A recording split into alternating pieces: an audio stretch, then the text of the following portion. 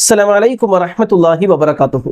ബഹുമാന്യരായ സഹോദരങ്ങളെ, സുഹൃത്തുക്കളെ, ഉംറ ചെയ്യാൻ വേണ്ടി പോയ ഒരാൾ അദ്ദേഹത്തിന്റെ മാതാപിതാക്കൾക്ക് വേണ്ടിയും ഉംറ ചെയ്യാമോ എന്ന് പലപ്പോഴും പല ആളുകളും ചോദിക്കാറുണ്ട്.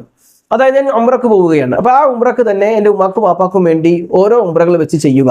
അപ്പൊ മൊത്തത്തിൽ 3 ഉംറ അവിടെ വരും. അല്ലെങ്കിൽ ഉമ്മ വാപ്പ ആർക്കെങ്കിലും ഒരാൾക്കാണെങ്കിൽ ഒരു ഉംറ വരും. അപ്പൊ ഇത് ശരിയാണോ എന്ന് ചോദിക്കാറുണ്ട്. ആമുഖമായി മനസ്സിലാക്കേണ്ടത്, മരണപ്പെട്ടു പോയവരോ അല്ലെങ്കിൽ ആരോഗ്യമില്ലാത്തവരോ ആയ മാതാപിതാക്കൾക്ക് വേണ്ടി മക്കൾക്ക് ഹജ്ജോ ഉംറയോ ചെയ്തു കൊടുക്കാവുന്നതാണ്.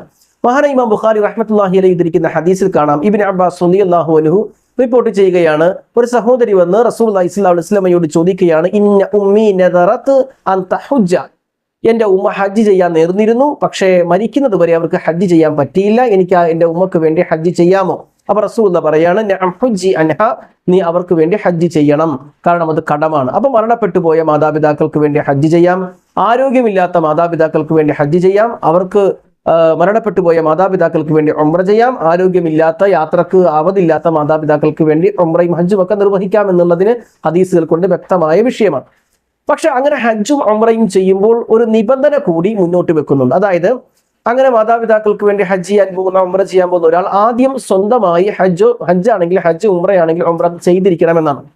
ഇപ്പോ ഇബ്നു അബ്ബാസ് റളിയല്ലാഹു അൻഹു തന്നെ ഉദ്ധരിക്കുന്ന ഹദീസിൽ കാണാൻ കഴിയും, ഒരാൾ റസൂലുള്ളാഹി സ്വല്ലല്ലാഹു അലൈഹി വസല്ലമയോട് പറയുകയാണ്, ശുബ്രമക്ക് വേണ്ടി ഞാൻ ഹജ്ജ് ചെയ്യട്ടെ നബിയെ.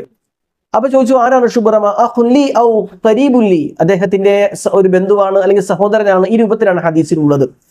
അപ്പൊ റസൂലുള്ളാഹി സ്വല്ലല്ലാഹു അലൈഹി വസല്ലം ചോദിക്കുകയാണ്, നീ നിനക്ക് വേണ്ടി നഫ്സിക, നിനക്ക് വേണ്ടി ഹജ്ജത അൻ നഫ്സിക, നിനക്ക് വേണ്ടി നീ ഹജ്ജ് ചെയ്തിട്ടുണ്ടോ? അപ്പൊ അദ്ദേഹം പറഞ്ഞു, ഇല്ല നബിയെ. അപ്പൊ റസൂലുള്ളാഹി കൊടുത്ത മറുപടി, ഹജ്ജ അൻ നഫ്സിക, ആദ്യം നീ സ്വയം ഹജ്ജ് ചെയ്യുക, പിന്നെ സുമ ഹജ്ജ അൻ ശുബ്രമ, പിന്നെ അതിനുശേഷം ശുബ്രമക്ക് വേണ്ടി ഹജ്ജ് ചെയ്യുക. അപ്പൊ ആദ്യം ഇങ്ങനെ ഹജ്ജ് ഉംറയും നിർവഹിക്കാൻ ആഗ്രഹിക്കുന്ന ആളുകൾ ആദ്യം ഹജ്ജ് ചെയ്യണം, ആദ്യം അവർക്ക് വേണ്ടി തന്നെ ഉംറയും ഹജ്ജും ചെയ്യണം, എന്നിട്ടാണ് മാതാപിതാക്കൾക്ക് വേണ്ടി ചെയ്യേണ്ടത് എന്ന് മനസ്സിലാക്കുക. പിന്നെ ഇവിടെ മറ്റൊരു പ്രശ്നം വരുന്നത്, ഒരു യാത്രയിൽ ഇപ്പോ ആദ്യം എനിക്ക് വേണ്ടി ഉംറ ചെയ്തു, പിന്നെ ആയിഷ പള്ളിയിൽ പോയിട്ട് ഉമ്മാക്ക് വേണ്ടി ഇഹ്റാം കെട്ടി ഉംറ ചെയ്തു, പിന്നെയും ആയിഷ പള്ളിയിൽ പോയിട്ട് വാപ്പാക്ക് വേണ്ടി ഇഹ്റാം കെട്ടി ഉംറ ചെയ്തു. അങ്ങനെ ഒരു യാത്രയിൽ അനവധി തവണ ഉംറ ചെയ്യുക, അത് പ്രമാണങ്ങളിൽ ഇല്ല എന്ന് കൃത്യമായി മനസ്സിലാക്കണം. ഇപ്പൊ ഈ വിഷയം ചർച്ച ചെയ്ത ഇബ്നു ബാസ് റഹ്മത്തുള്ളാഹി അലൈഹി, ഹുസൈൻ റഹ്മത്തുള്ളാഹി അലൈഹി, ഇമാം അൽബാനി തുടങ്ങിയ പണ്ഡിതന്മാർ പറയുന്നത്, അങ്ങനെ ഒരു ചര്യ ഹദീസിലില്ല.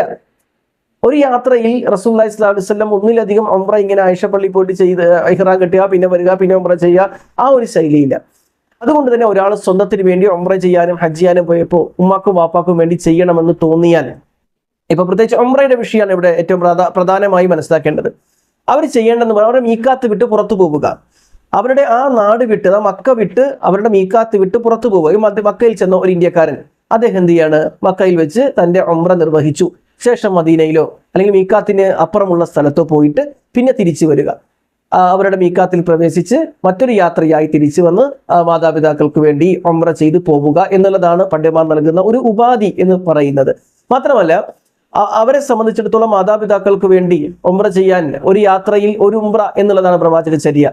അപ്പോൾ അവർക്ക് അങ്ങനെ ഒരു ബുദ്ധിമുട്ട് വരുന്ന പക്ഷം, അങ്ങനെ മീക്കാത്ത് വിട്ട് വീണ്ടും ജിദ്ദക്ക് അപ്പുറം പോയി പിന്നെ ജിദ്ദയിലേക്ക് വന്ന് ഇഹ്റാം കെട്ടി തിരിച്ചു വരിക എന്നുള്ളത് പ്രയാസമാണെങ്കിൽ മാതാപിതാക്കൾക്ക് വേണ്ടി ദുആ ചെയ്യുക, അവർക്ക് വേണ്ടി ഒരുപാട് അല്ലാഹുവിനോട് ഇസ്തിഗ്ഫാർ ചോദിക്കുക. ഇതൊക്കെയാണ് ഹദീസിൽ മാതാപിതാക്കൾക്ക് വേണ്ടി മക്കൾ ചെയ്യുന്ന കാര്യങ്ങളെ കുറിച്ച് പറയുമ്പോൾ വലദുൻ സ്വാലിഹുൻ യദ്ഉ ലഹു, മാതാപിതാക്കൾക്കുള്ള പ്രാർത്ഥനയാണ് ഏറ്റവും പ്രധാനപ്പെട്ടത്.